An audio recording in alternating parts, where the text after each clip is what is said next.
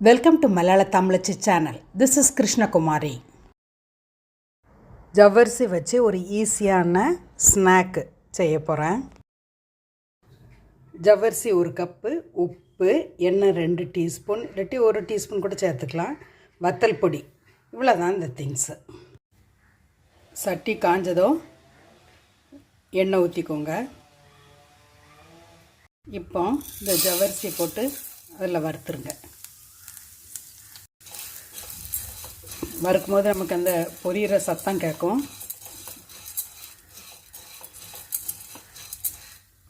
கொஞ்ச நேரம் வறுத்தீங்கன்னாலே போகிறோம், பொரிய ஆரம்பிக்கும். இப்போ உங்களுக்கு தெரியும் பாருங்கள், கொஞ்சம் பெருசாக ஆரம்பிச்சிட்டு.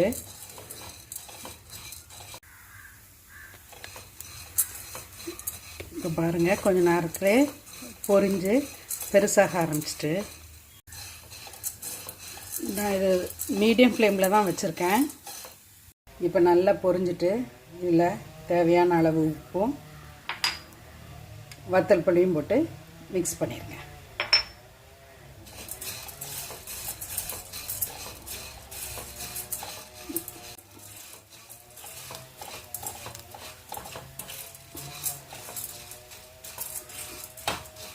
ஆக்சுவலி இந்த ரெசிபி நான் சின்ன வயசில் செஞ்சதாக்கும்.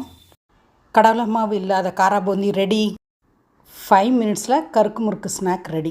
பிடிச்சா லைக் பண்ணுங்கள், ஷேர் பண்ணுங்கள், கமெண்ட் பண்ணுங்கள், சப்ஸ்கிரைப் பண்ணுங்கள்.